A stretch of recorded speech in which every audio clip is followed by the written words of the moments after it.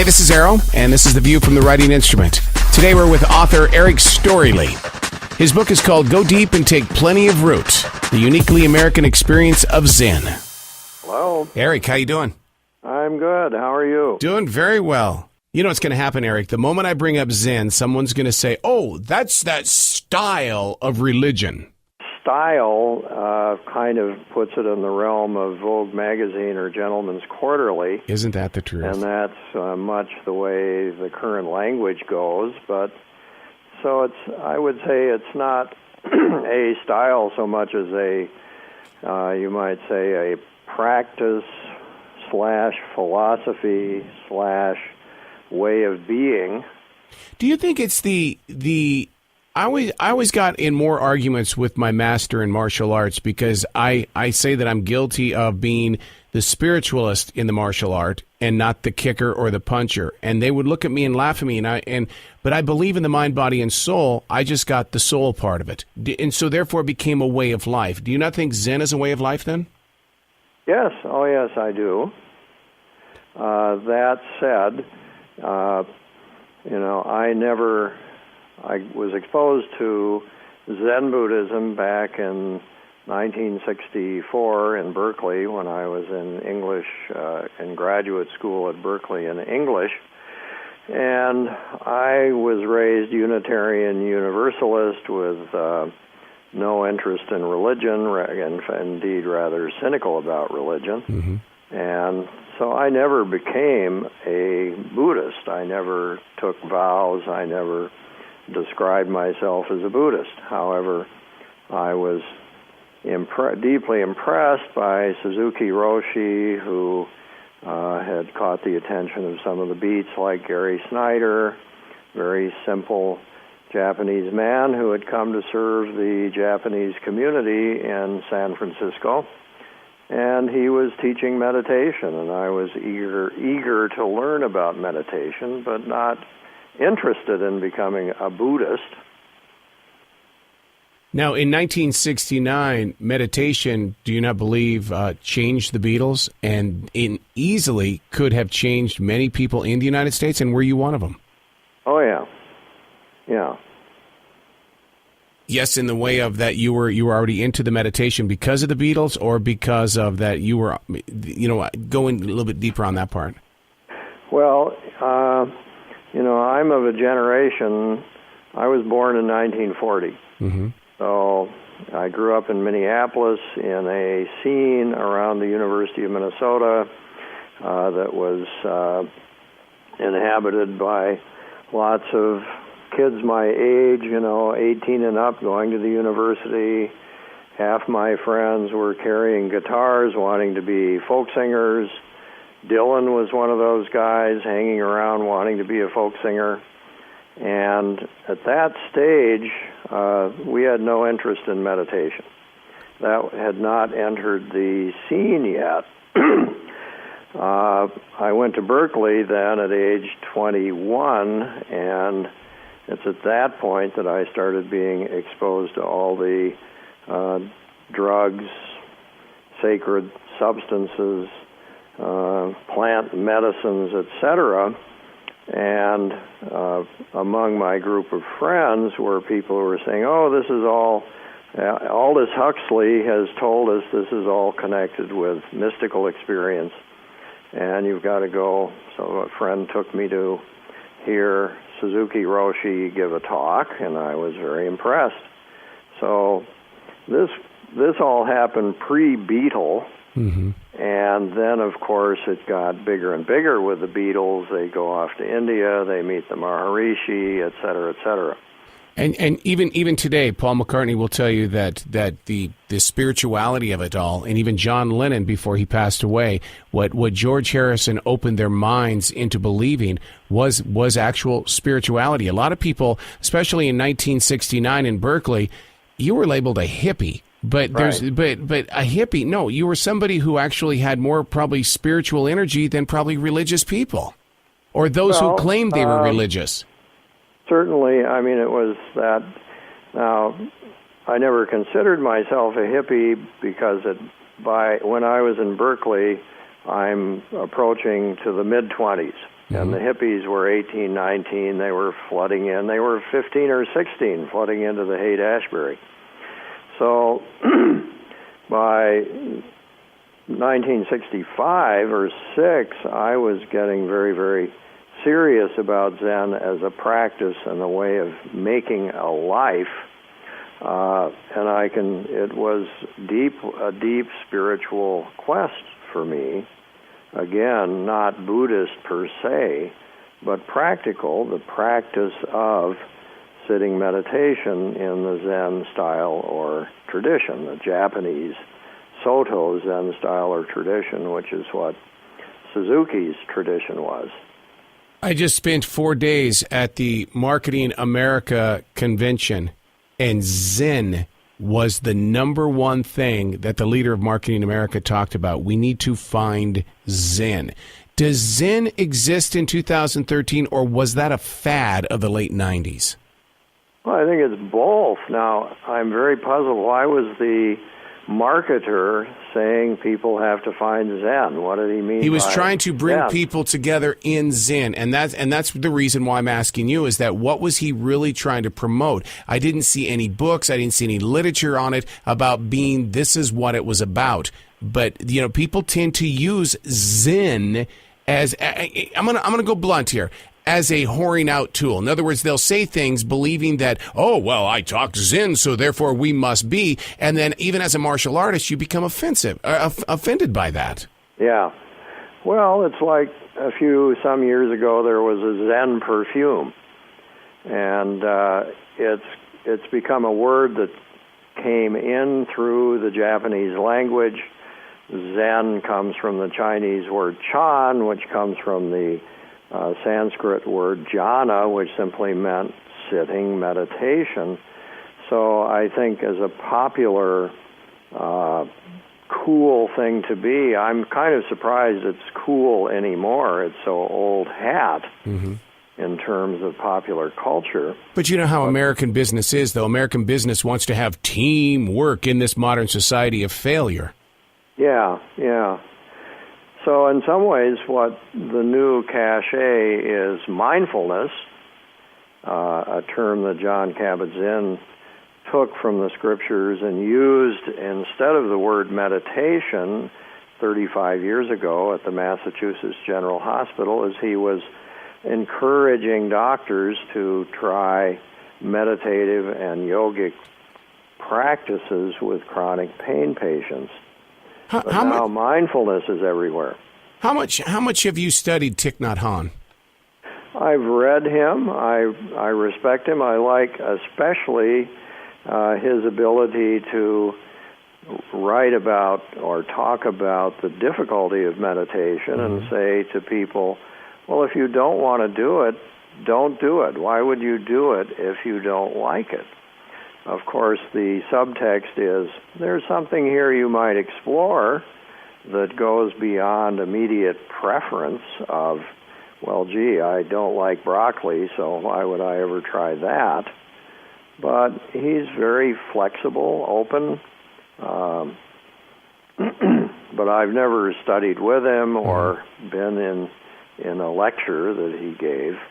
I was with comedian Bobby Lee. He's been on Mad TV and several different TV shows, and the majority of our interview this morning was based on how he is living in the present. A lot of people don't understand, how do you shut off a past that you can't change and yet take your eye off the future? And through meditation and through Zen, is that not what you're teaching, is how to live in the present?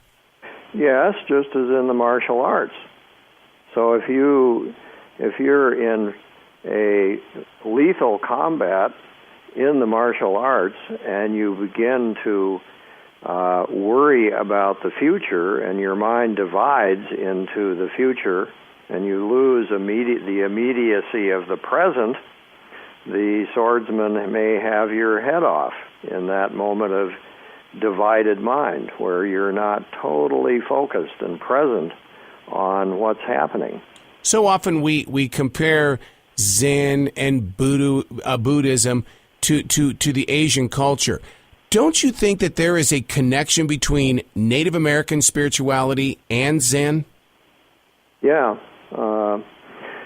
in my academic classes at the university and meditation, I always assign Black Elk Speaks, which is one of the wonderful, authentic documents of the last of the hunting and gathering cultures in America, which survived on the Great Prairies because they were the very last areas to be conquered. And the ability to do, for instance, a several-day vision quest is very much allied to the ability to come into the present, to dwell in the present, to let the future and the past go. And that's what amazes me about a lot of today's culture is that there's so many RVs and people that are hitting the road in what they call their forevers. And there's vision questing going on, but nobody wants to label it as such a vision quest. Do you see us a society of America changing to where we are going back into pretty much like what your book is saying, plenty of root? We're going deep and we are taking plenty of root. Well, I hope so. And I think every human being has this quest for meaning, happiness, joy, something beyond the immediate acquisition that Christ spoke of in the Sermon on the Mount, the ability to just enjoy the gifts of existence in a simple way without demanding forever more. And, of course, the more, as all the religious traditions suggest, ultimately never satisfies. In 1969, you were out in California. The world is moving quickly. Compare the two. Are we not reliving 1969 all over again, except it's not as violent right now because of, let's say, social networking or the way that we're being watched?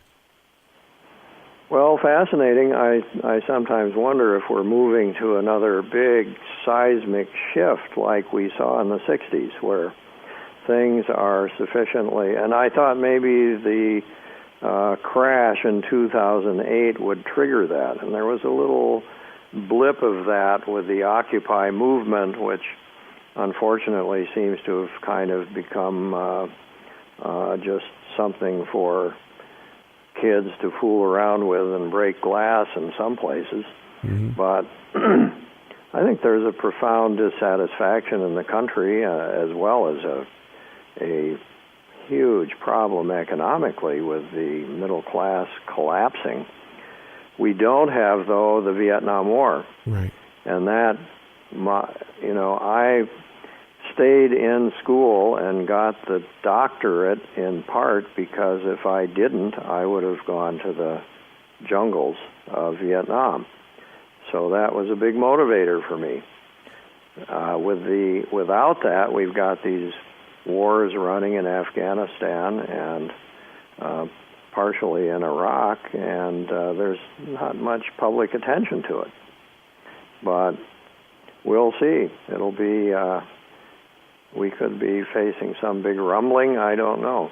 There seems to be a lot of escapism when it comes to the spirituality. As a spiritual leader, and I know that the drug Molly and things are widely available right now. Here in the Southeast, we have black tar heroin, which is just an epidemic at this point in time. Meth in the Southeast is horrible.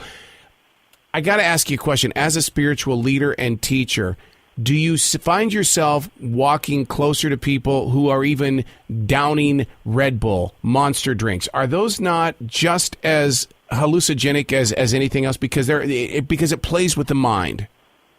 Well, they're all, in the case of caffeinated drinks, psychic energizers, just like methadone or dexedrine, and it's all on a spectrum.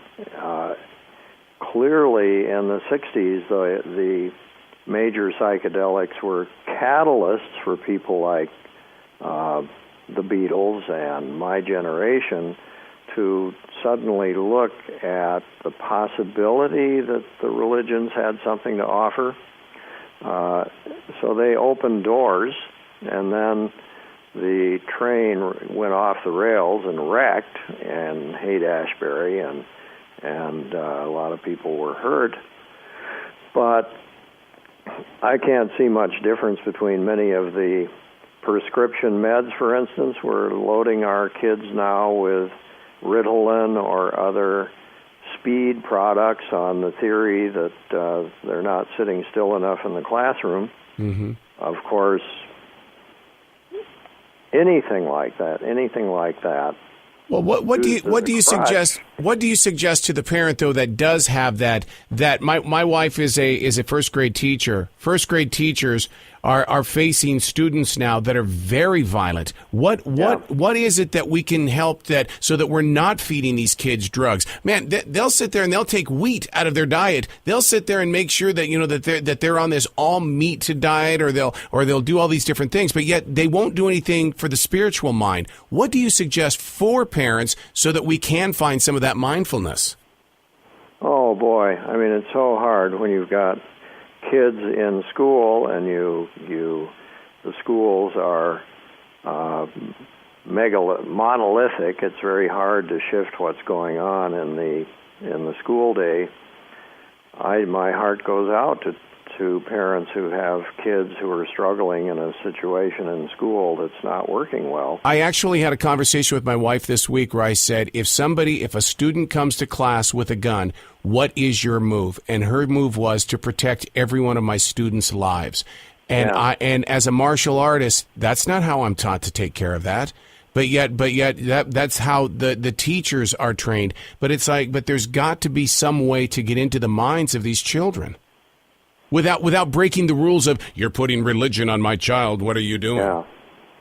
Well, I think we certainly need to be able to teach common sense values, whether you call them humanistic or Christian or Buddhist or Muslim or whatever, but basic values that go back in our republic to the beginning about human rights, human decency, need to be there. And I despair when I think what many of the schools struggle with is simply poverty that no individual teacher or individual parent can address by him or herself. A lot of literature is out there on the ways in which the public schools and the private schools and the charter schools assume that boys in particular should sit in straight rows of desks and be quiet, when historically they would have been outside doing a lot of activity, work, etc., as well as learning. Mm-hmm. Now, the title of your book is called Go Deep and Take Plenty of Root. Why such a title? Because now, as a spiritualist, I totally get that. But let's think about that passerby who's walking by that shelf at Barnes & Noble. Well, a good question. That title actually comes from something my father said to me, which is in the first section of the book, when we were traveling out to South Dakota to the home farm that he grew up on. And we were digging, he wanted to bring back some buffalo grass from the prairies to put in his boulevard in the front yard here in Minneapolis, where it's drought-stricken and nothing could grow well. And as he was digging plugs of sod, he said, "Now, Erik, we need to go deep and take plenty of root." So this was transplanting buffalo grass to a Minneapolis yard, and I now have some of that buffalo grass in my yard here to this day. Another resident. Wow. Which I find very interesting, because look what happened in the 17 to 1800s, and everybody couldn't wait to get out west. And then what you guys did was you took the west and you brought it back home. Yeah, it was for him, I'm sure, kind of a sentimental gesture. He wanted to bring back some of that prairie to the urban life he was now living. Spiritually speaking, they say that a tree and the rock are the greatest storytellers of all time. Would you not say that buffalo grass also tells a story? Well, yes, it tells so many stories. One of the major stories it tells is that it belonged there and could survive drought. So the Dust Bowl came from the breaking of that sod. One of the great errors, perhaps, of our European civilization going across the prairie was to break up those deep sods that could survive any kind of drought. And we're still doing things like that. But it's a native species. It's a beautiful, hardy grass. Mm-hmm. The average person is afraid of Zen. They're afraid of meditation. Even though Jesus did meditation, Jesus promotes it in the book. But the thing is that how do you convince someone that just sitting down and writing with a regular pencil or a pen or driving through traffic, you can still practice Zen and find peace in life? Well, one example I give my students is that when I'm sitting at the stop sign and I don't get away quick enough and the jerk behind me leans on the horn and I am galvanized with the fight-flight mechanism and jump, and I feel rage rising up through my chest, these days I take that as an opportunity to put both hands on the wheel and to let my breath drop into the low belly, and then just to feel that burning of adrenaline through the body. It's a wonderful, powerful experience, actually, if you just watch it, and then I forget about the driver.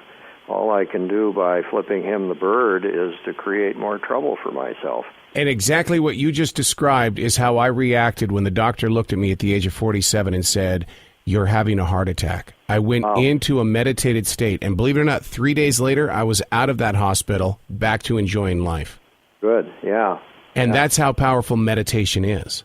Yes, and it's in the martial arts. I mean, it's deeply allied. In Japan, the samurai were very interested in Zen meditation because it could move them fully into the present moment, in the flow, in the zone, so that they were not fearing death, which pulled the mind into the future and distracted them from what was immediately happening in a conflict. I love talking to you. But now, how would a martial artist handle the invader into a classroom with a gun? The way that we would handle it is that we do a thing called verbal taekwondo. And through verbal taekwondo, you're able to control another human mind. And so, and what we do, and we practice that a lot. And you can, in other words, when we're taking, if I were in a club and something broke out in a club and we were to gain control of the situation, what I'm saying, how I'm saying it, will put them down to the ground faster than me taking my foot and breaking their knee. Yeah. And so through verbal taekwondo, I'm able to then move people. And what's really interesting is that it's very evident when you can go out and use that in public, be it a large coliseum where you're motivating people up, or where you can be in just a situation where you give a command. It's not a barking command. It's more of a persuasive way of speaking to where the human mind agrees. And if you're in a situation where it doesn't agree, then you change the verbal vocals again. But it's all in the power of inflection and belief, really. Interesting. There's a nice book by Terry Dobson, now deceased, that's called Getting What You Want by Giving In. Mm-hmm. And he was a martial artist who trained in, I forget which one he trained in now. But because remember that part of that martial arts training is based on you're giving an hour of your life away to somebody who's going to make you do a boatload of sit-ups and push-ups and put your body through something that the normal human being is not accustomed to. And you've got to be able to take that mind and put it someplace. That's like, I can sit here and do 50 push-ups and get up and people are going, well, how come you haven't lost your air? Well, I don't remember even doing the 50 push-ups because you just totally disappear. So I use it as a meditated form, is what I do, a form of meditation. Yeah. Well, in fact, I think any flow state, whether you're performing a concert, you're performing a piano concert, a dance, you're writing a book, you're painting a picture, those flow states are allied to the meditative state. What's remarkable about the Zen training is that it's the one flow state where you don't have an object other than the flow state itself. So you're not allied 100% with performing a piece of Chopin. You're allied 100% with just being with yourself and the universe as the moment unfolds. Final question for you, Erik. Do you not think that meditation in reality is communication with A, the Christian God, B, the grandfather son, or it even could be Buddha? Do you not think that it's a form of communication with the great Creator? Yeah. Call it what you will. God, Jehovah, Allah, the Thunderbird, it doesn't matter. It doesn't matter. I think it's the great mystery that no one has explained, and that Einstein said the alliance or the link between art, science, religion is the beauty and wonder that we can experience as human beings as we witness this amazing earth and life we have. Absolutely. So I think it's seamless. I don't think it's a both and. Yeah. Erik Storlie, your book is called Go Deep and Take Plenty of Room. Where can people find it? Amazon. It's available right on Amazon. Very cool. I might mention my first memoir, written or published in '96 by Shambhala, was an account of Berkeley, the coming in of LSD, and the explosion of interest in Zen meditation, other meditations, yoga, etc. And you don't have to take a drug to get into meditated states. Absolutely not. Absolutely not. In fact, it can be very much in the way. That's right. That's right. Erik, thank you so much for your time today. Well, thank you. I enjoyed the talk.